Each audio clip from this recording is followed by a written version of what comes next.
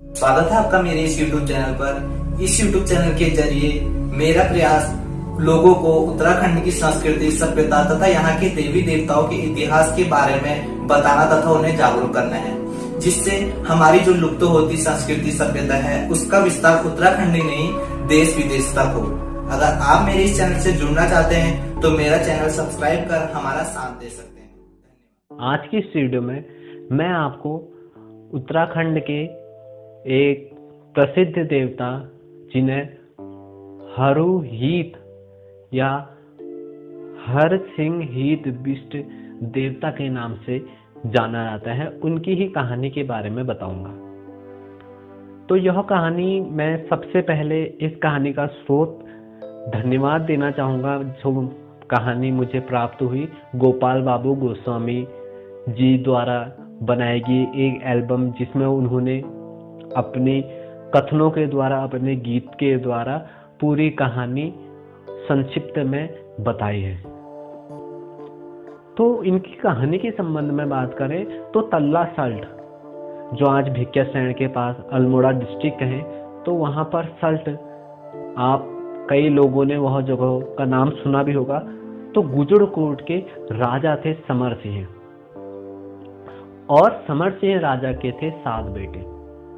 तो गुजड़कोट तल्ला सल्ट में बहुत बड़े खेत खलिहान इनके थे, जमींदारी हुआ करती थी, करों के द्वारा सुख संपत्ति समृद्धि इनके राज्य में थी।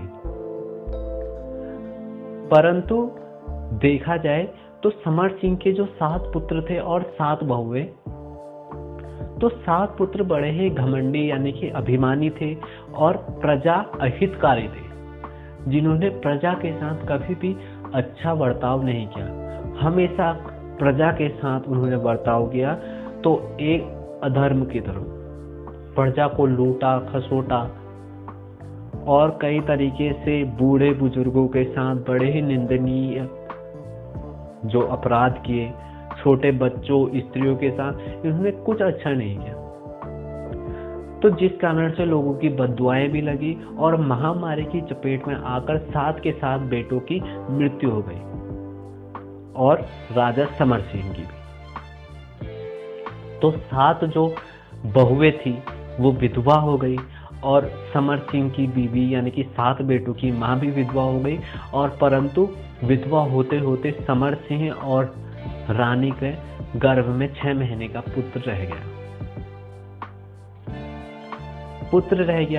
कुछ महीने बीतने के पश्चात जब 7 के 7 भाइयों की मृत्यु हो गई, राजा की मृत्यु हो गई, तो उनकी पूरी जमींदारी छीन गई। गोरखाओं ने आक्रमण उस काल में कर दिया था, क्योंकि यह करीब 200-300 वर्ष पुरानी ही बात है।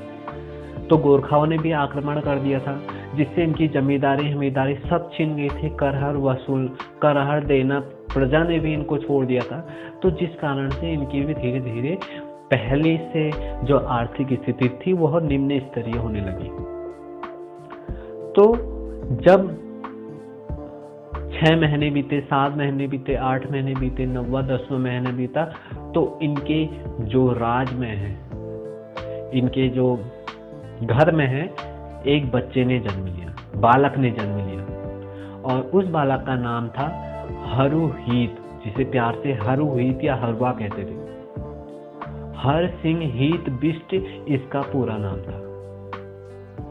तो यह बालक बचपन से ही बड़ा ही तेजस्वी, पराक्रमी और एक अच्छे नेतृत्वकर्ता के रूप में आसपास आस पड़ोस में जाने माने लगा।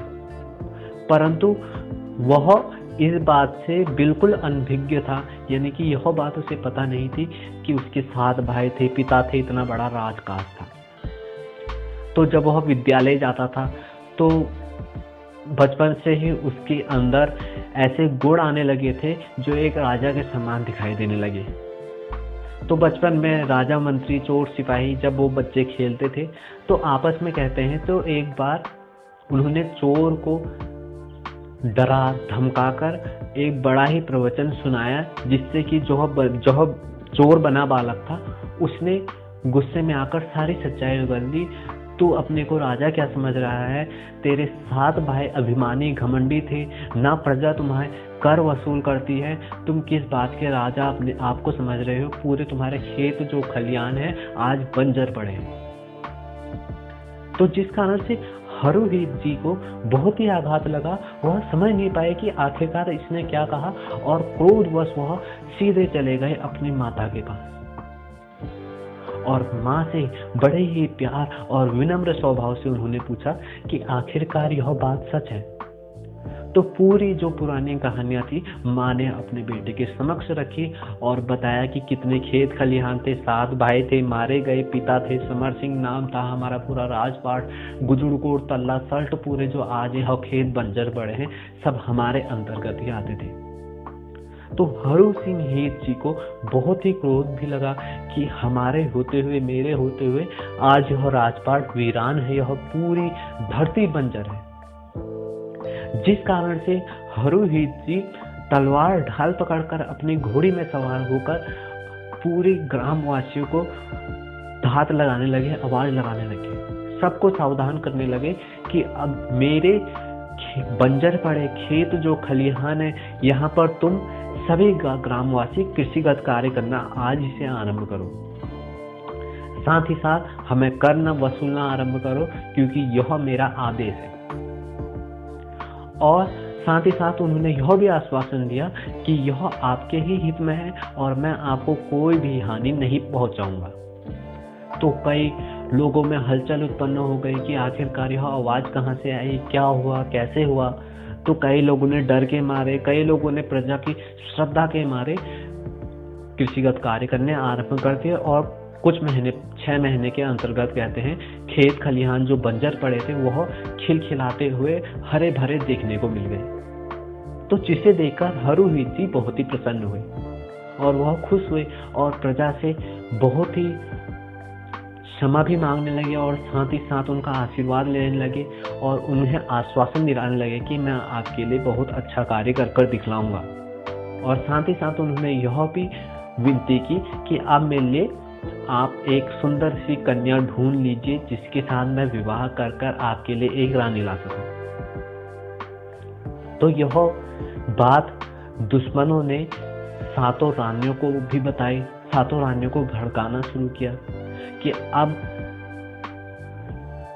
हरुहित जी यानी कि आपके देवर शादी करके ले आएंगे तो आप तो दासियों के समान आपका जीवन लगने लगेगा।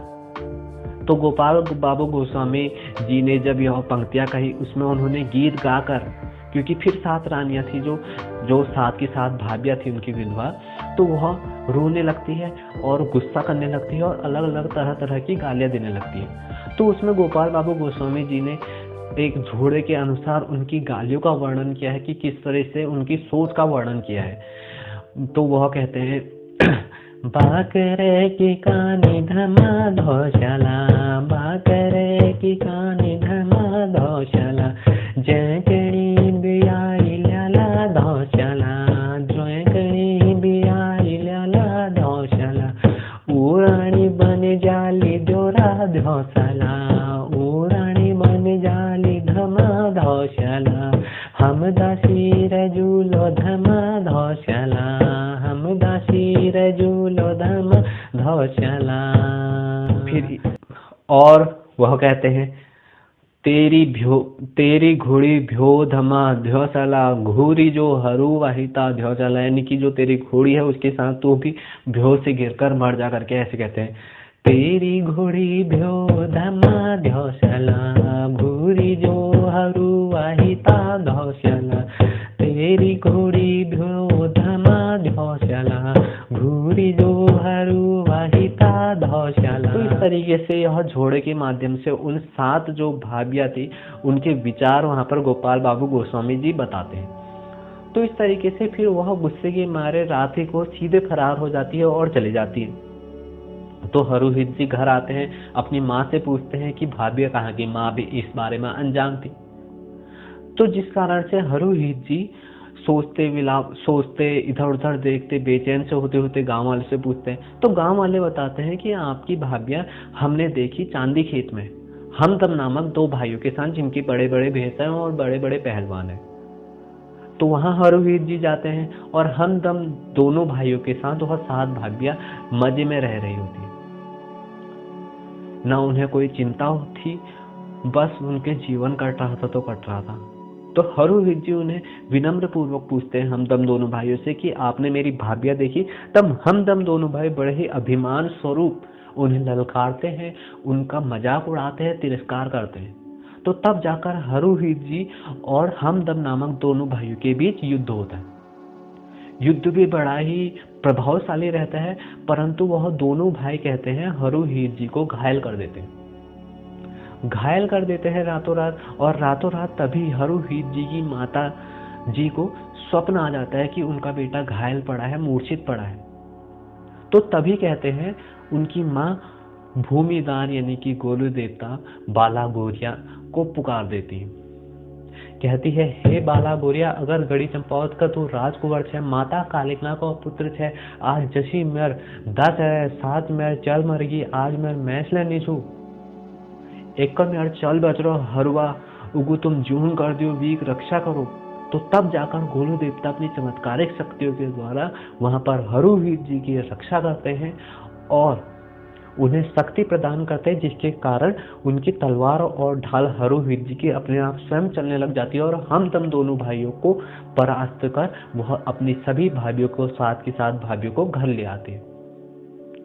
घर में फिर उनकी भाभियां उन्हें खरी कोटी सुनाती है, षड्यंत्र रचती है और कहती है, तुम यहाँ गुजुरकोट तल्ला सल्ट के क्या वीर बने हो? अगर तुम वीर हो तो जाओ घोट देश की सुंदर राजकुमारी मालू रौतेली से विवाह करके लाओ, तभी हम तुम्हें वीर पुरुष योद्धा मानेंगे। और इसके पीछे भी उनका यह षड्यंत्र होता है, क्योंकि घोट देश वहां पर तंत्र मंत्र से संबंधित विद्याएं चलती थी। वहां पर कई रास्ते में उन्हें शत्रु मिल सकते थे, जिस कारण से हरुवीर का बचना मुश्किल ही नहीं नामुश्किल था। परंतु भाभ्यों की ललकार देखकर वह अपनी वीरता को दिखाने के लिए सीधे चले जाते हैं घोट देश। रास्ते में भीकू कहते हैं, उनका दुश्मन मिलता है, उससे भी उनका युद्ध होता है, उसे भी वह हरुवीर जी परास्त करते हैं। और भिक्यासेन के गोलू देवता के मंदिर में वह गोलू देवता से विनती मांगते हैं, अगर मैं मालू रौतेली से विवाह करके लाऊंगा तो आपके मंदिर में एक घंटी चढ़ाऊंगा। तो गोलू देवता का आशीर्वाद लेने के पश्चात हरुवीर जी चले जाते हैं घोट देश। घोट देश कहते हैं देवी के मंदिर में मालू रौतेली से उनकी मुलाकात होती है। परिचय जानने के बाद, एक दूसरे से मिलने के बाद मालू रौतेली भी हरुवीर जी के प्रति आकर्षित होती है और हरुवीर जी भी मालू रौतेली जी के प्रति आकर्षित होते हैं और दोनों आपस में प्रेम करने लगते। मालू रौतेली इस डर से कि कहीं हो कहीं चले ना जाए और आसपास जो तंत्र मंत्र से संबंधित विद्याएं वो भी जानती थी, परंतु आसपास कई शत्रु उनके भी थे। तो इस डर से वह कभी हरुवीर जी को मक्खी बनाकर डब्बे में अपने पास रखते, कभी भौरा बनाती है, तो कई तरीके से उन्हें बनाकर इसी तरीके से दुश्मनों से बचा कर रखती है और उन्हें सचेत करते हैं कि आप दक्षिण की तरफ कभी मत जाना, क्योंकि यह आपके लिए खतरा है। तो कई दिन बीत जाते हैं, हरुवीर जी अनजाने में दक्षिण का द्वार खोल देते हैं और दक्षिण की दिशा की ओर चले जाते हैं। वहां कहते गंगना नामक 7 बहनें मिलती है और वह हरुवीर जी से कहती है कि आप हमसे विवाह कीजिए। हरुवीर जी उनसे साफ इनकार कर देते हैं, तो जिस कारण वह हरुवीर जी को मार देते हैं। तो मार देते हैं और गड्ढा खोद कर कहते हैं उन्हें जमीन में दफना देते हैं। तभी मालू रौतेली को स्वप्न आ जाता है कि हरुवीर जी को जमीन में दबा दिया गया है। हरुवीर जी उनके स्वप्न में आकर यह पूरी घटना को बताते हैं। तो तभी मालू रौतेली रातों रात फावड़ा लेकर उस जमीन के गड्ढे खोदकर हरुवीर जी को उस जमीन से निकालती है और उन्हें मंत्रों के द्वारा पुनर्जीवित करती है। फिर जाकर कहते हैं कालू सौत नामक एक बहुत बड़ा दुश्मन मालू रौतेली और हरुवीर जी का वहां पर फिर से युद्ध करने आता है, जिसमें मालू रौतेली तंत्र मंत्र से संबंधित विद्या जानती है उसके द्वारा, और हरुवीर जी अपनी तलवार और ढाल के द्वारा सारे दुश्मनों को परास्त कर देते हैं। तो इस तरीके से धीरे धीरे मालू रौतेली और हरुवीर जी आपस में प्रेम करने लगते हैं और वह सीधे चले जाते हैं गुजुड़कोट तल्ला सल्ट की ओर। रास्ते में गोलू देवता के मंदिर में जो उन्होंने मन्नत मांगी थी, तो उस मन्नत को जो कॉल करार उन्होंने किया था, तो उसी के अनुसार वह घंटी चढ़ाते हैं, गोलू देवता के मंदिर में दीपक जलाते हैं, उनसे आशीर्वाद लेते हैं और सीधे चले जाते हैं घर। अपनी माँ से मालू रौतेली को मिलाते हैं, मालू रौतेली जी भी माँ से मिलती है और सब पूरा हंसी खुशी परिवार रहने लगता है। तो कई महीने बीत जाते हैं, तो हरूहीत जी को कार्यवश भाबर जाना होता है। तो वह अपनी माँ से कहते हैं, माँ मैं भाबर जा रहा हूँ, आप मालू रौतेली का ख्याल रखना और सातों भाभीियों से इसे दूर ही रखना, क्योंकि 7 भाभीियाँ इसके लिए बहुत बड़ा खतरा है। तो हरूहीत जी चले जाते हैं भाबर और कुछ दिन बीतते हैं, तो मालू रौतेली जी बकरियां चराने जंगल की ओर गई होती है और उसी समय 7 भाभीियाँ कहते हैं, एक दिन की बात थी, वह कपड़े धोने स्नान करने नदी में आई थी, रामगंगा नदी में। आज भी रामगंगा नदी हम देखेंगे सल्ट साइड को। तो अचानक से वह षड्यंत्र रचती कहते हैं, इसकी वजह से आज हम कहीं बाद में पुत्र रत्न की प्राप्ति या कुछ बहुत दूरदर्शी सोच के साथ चलते हैं। वह सोचते हैं कि हमें धीरे धीरे कहीं दासी ना बनना पड़े, इसलिए वह एक षड्यंत्र रचते हैं मालू रौतेली जी को मारने का। वह मालू रौतेली को बुलाते हैं, मालू यहाँ थी यहाँ माछ देख कदू भलो भल माछ अरी यहाँ कर फिर जब मालू रौतेली को उस 7 भोजियाँ बुलूनी, तो तब जाकर देखते हैं अचानक से, तो मालू रौतेली जी इधर उधर झांकती है, ऐसे ऐसे देखती, किनारे में आ जाती है नदी के, और 7 भाभीियाँ अचानक से मालू रौतेली को धक्का देकर, बहुत बड़ा जो भंवर आया होता है चक्रवात टाइप का, तो उसमें मालू रौतेली को धक्का दे देते हैं। बेचारी मालू सीधी सादी, जिसे तैरना तक नहीं आता था, वह उस रामगंगा नदी में बहकर मर जाती है।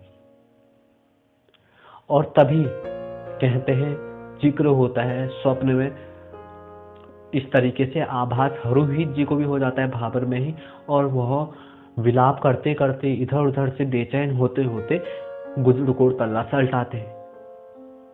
माँ से पूछते हैं, माँ भी इस बारे में अनभिज्ञ होती है। तो वह सर्वप्रथम कार्य करते हैं, 7 भाभीियों को पकड़कर कहते हैं, उनको मृत्यु दंड देकर एक चिता उनकी बनाते हैं। दूसरी में अपनी माँ से कहते हैं, माँ अगर तू एक मेरी सच्ची धर्मवंती माँ है तो आप भी अपने प्राण को त्याग दीजिए। और माँ भी पुत्र के कहते ही सीधे अपने प्राण स्वयं ही, क्योंकि वह नेमवंती धर्मवंती एक देवीय माँ थी, दैवीय स्वरूपेण माँ थी, तो वह अपने प्राण सीधे सीधे तौर पर त्याग देती। तो एक चिता में फिर अपनी माँ के लिए, अपनी माँ का दाह संस्कार करने के बाद हरूहीत जी मालू रौतेली की लाश हाथ में पकड़ते हुए अग्नि में स्वयं जलकर प्राण की अपनी आहुति दे देते हैं। तो धीरे धीरे वह इस तरीके से इनकी प्रेम गाथा अमर हो जाती है, जिनकी 7 भाभीियों ने उन्हें कभी भी मिलने नहीं दिया। इस तरीके से षड्यंत्र रचकर उनके साथ अन्याय किया, अत्याचार किया।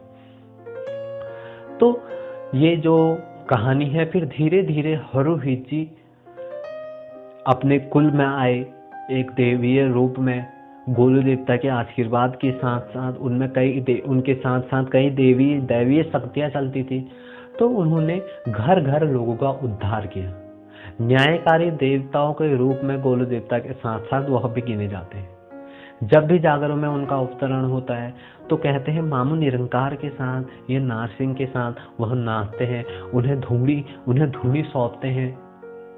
और सबसे अगवानी भी कुल देवता के साथ साथ उन्हें भी माना जाता है। अगर कहीं भी हरूहीत जी की जागरण लगती है, अगवानी देवता के रूप में उन्हें गिना जाता है। और अंत में जब सभी देवता चले जाते हैं तो अंत में वह जाते हैं।